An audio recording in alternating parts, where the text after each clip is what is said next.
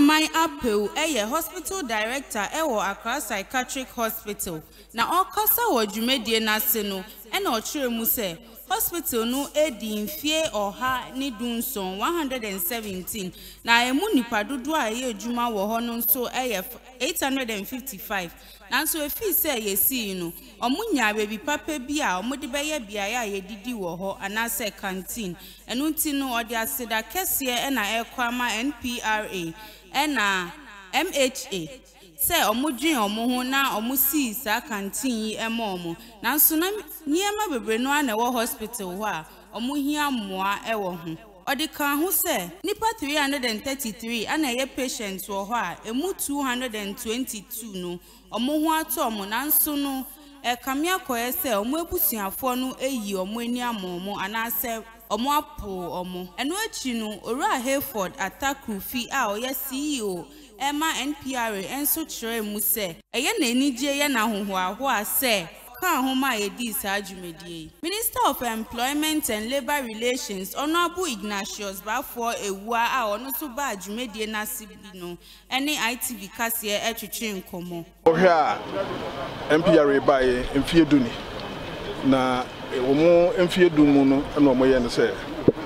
womo wo ho a womo wo ho ma adwumayefo ebisa adwumayefo ena enyini eba be ye pensioners enti so womo edi mfie du a also omo pe baabi a omo be ye nsekire ne kakra a kire se edikan adwumayefo ho ehia womo na omo pe baabi no omo antsusu baabi a se sabe baabi a anka under normal circumstance amanfo ntai enwene omo ho kese sabe omo trimodi omo dem omo hospital obaha ye wadwumayefo bebre ene esan wo ayarefo ene wo mo so omo ba ebesra sa ayarefo enti eno ene de yabaha na omo ba besi canteen ketwa fefefe na me de enye canteen kese ene emefe ne mom de manage ho ne say of all society anase ewiasem ha eniema yehu no yehu nyina no omo antwusu ba bia so mbekọ ne mo twusu so omo beba ba bia sabi previous under normal circumstances omo be ye investment kura na obi enhu na wo mase so no ne ade a mani aso a etweme ede me ba ona bona okasa ba o se pension o ba Ghana ha nipa be ase shedden shedim ancient crime omo pension yeah the mekan ne say wo hwa suahunu amana dadi anahwehwemu amana dadi say enipa Professor Akwesi Osei a oye CEO Edema Mental Health Authority enso ne ye twetwe nkomo na say enodi tuja hospitals yi ebru mfie wa ha enso enhye ni babi sa nti mebia no obi ba adwuma na kom de na no pe bibia kana no a na gise otwa ka kwa no eko Adabraka Polyclinic na kopa bibia di nyame amwa na otwa kwa no na say ka bi so ehia na akoye ade ha dwen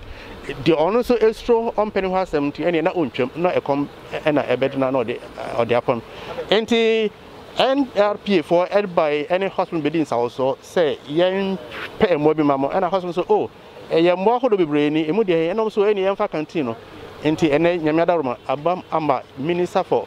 labor and welfare social welfare ankasa so aba obetramo bi